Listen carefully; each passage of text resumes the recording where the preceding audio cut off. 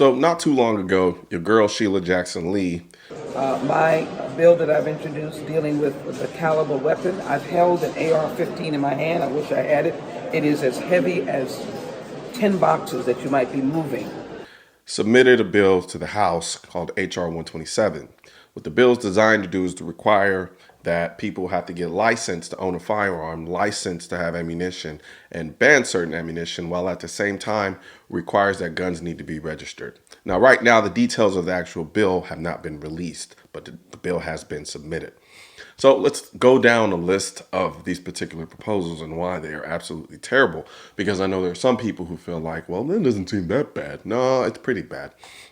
So let's talk about the idea of requiring a license in order to own a firearm. The biggest issue that I have with owning a license, required to have a license in order to simply own a firearm, is because it'll inevitably be used as a way to prevent people from actually getting a firearm. The requirements could be so intrusive, so exhaustive, that by and large, it's just going to make the process of owning a gun pretty much obsolete. And to be honest with you, the people who are going to be hurt by it the most are going to be people who are in a lower economic status, because I'm pretty sure it's going to come with certain requirements for training. I'm pretty sure it's going to come with certain requirements as far as money is concerned, and fees and time. And not everybody has time to take off to go get a gun license and go through that process. And let's be real. Do we really want to trust the government with processing the license to own firearms when we have over 400 million guns in this country? Do you not understand the type of undertaking that would be, how much money that would require? And to cap everything off, what exactly is a gun licensing requirement going to actually do to stop gun violence? Literally nothing. Nothing. It will have absolutely zero effect on stopping gun violence. Because the vast majority of criminals get their firearms off the street anyway. Criminals aren't going to go get a license so that they can get a gun so that they can go and commit a crime with. That just doesn't make any sense. And it doesn't actually prevent anybody from doing anything either. So the whole notion of having a licensing requirement is nothing more than a backdoor way to get a gun registration. Because that's a pseudo registration if you really think about it. If I get a gun license, it's assumed that I have a gun. Plain and simple. Then have all your information. But you really don't need that, because in the actual bill, or at least in the title of it, she says, well, he also wants to require a registration for firearms.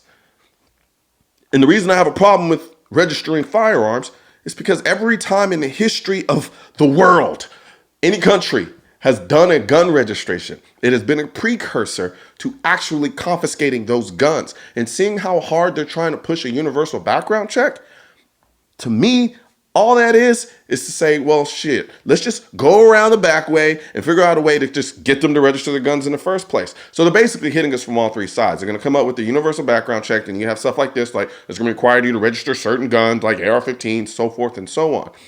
And the whole purpose of it is to take the firearms. I know people don't like to hear that because they think it sounds conspiratorial, but that is essentially what it is. Not essentially, that's what it is. A universal background check is not going to solve anything. It doesn't solve crime. It doesn't stop mass shootings. It doesn't do any of those things. If you take into account the vast majority of mass shootings, a gun registration, a universal background check, licensing scheme wouldn't have stopped any of those shootings. None of them. And then when it comes to just crime outright, criminals aren't worried about a background check. Criminals ain't worried about a licensing registration. They never have. They're never going to be. So the only people who are going to be affected by this are good people. And we're not worried about the good people. But again, you got to think things through. You have to understand and say, if someone's trying to pass a law and they're saying they're passing this law for this specific reason, ask yourself the question, does this law actually stop the thing that they're trying to stop? And if it doesn't, that means that there's an ulterior motive. I don't know why people have such a trusting nature of politicians and don't think that there's an ulterior motive behind what they're doing. Bloomberg and his Moms Demand Action and Every Town for Gun Safety, they literally put out videos talking about how on the state and local level that they want to flip each of these places that are red and flip them blue so that they can pass more gun control. Bloomberg has dedicated his life to gun control, and Bloomberg is a multi-billionaire. So yes, if you have somebody like Bloomberg donating tons of money to these different candidates, they're going to do his bidding.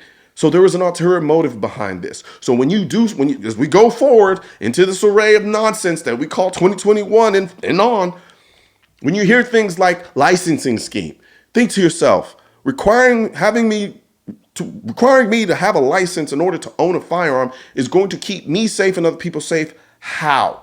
It's a feel-good measure. It just makes you think you're doing something that makes it harder for criminals to get guns. It doesn't. Criminals get their guns off the street.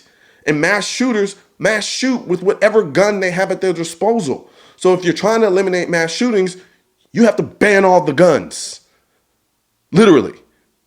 But they're not going to say that because they know once they say that, you're not going to be on board with that. So they have to do soft stuff like universal background checks, gun registration and licensing, kind of like you do with your car. That just makes sense, doesn't it?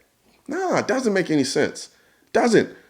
The right to own and drive a car is a privilege. It's not a right. We have a right to own a firearm. And if they were so big on licensing, why is it they have a problem then with the scheme of allowing me to carry my firearm, because I have a concealed carry license, into any state that I want? Why doesn't my license have reciprocity? If you're so big on licensing, I have a license to carry a firearm. So what's the problem? Well, I'll tell you the problem. They don't care about the licensing aspect of it. The whole concept, the licensing aspect of it, is to have your information and to know who has a gun, who doesn't have a gun, so that when it comes time to do whatever they need to do from a confiscation standpoint, they can do it. And confiscation isn't just going to people's doors, knocking on their doors and telling them, turn them all in. No, that's not how this works. We live in 2021. It's not 1930s. They don't have to do that. All they have to say is if you don't turn in your guns, you go to jail. We know you have guns because you registered and you have a license for it. So turn in your guns. If we don't have a gun that matches the serial number that we have on file from the registration, you go to jail. Period. And all they have to do is make a couple examples out of people, high-noted people, and all of a sudden everyone's like, oh my God, I don't want to go to jail. And you'll turn in your guns. So instead of having to deal with that, how about you just stop it in the first place? So if Sheila Jackson Lee is your representative, I don't care if you voted Democrat or voted Republican, if she's your representative, call her, write her. She is your representative. I don't care what side of the political aisle you're on. If you're a gun owner and you are pro-Second Amendment, you need to let her know the Second Amendment off the table. Off the table. The Second Amendment should not be political. It should be apolitical because it is a universal concept. 1835 in Texas, soon after a weapons confiscation request, the ladies of the settlement hastily made a flag to fly over a cannon being requested to be confiscated. The flag featured a black cannon in the center, the words "come and take it" below, and one star above the requested weapon to be confiscated, representing the Lone Star State. Today, there was another growing gun confiscation request in all 50 of our states requesting to confiscate our AR-15s. We want the government to know what would happen if they tyrannically passed their so-called assault weapons ban. I will not comply is a symbolization of defiance against politicians, anti-gunners, and any other tyrannical entity looking to deprive you or your Second Amendment right as put forth in the Constitution of the United States. All right, now we have the performance mask at shop.mrcolionnoir.com. And no, these aren't the masks that suffocate you to death. You can breathe in this mask. It's lightweight material, very high quality. You know how I do. I'm sure the YouTube algorithm is going to do a phenomenal job of suppressing this message. So please share this video with as many people as you can so we can beat the algorithm and get our two-way message out to the masses. Also, don't forget to like this video and leave a comment and hit the bell and subscribe button. If you're looking for where to purchase your defund gun control shirts, hats, and drinkware, there's a link in the description section of this video.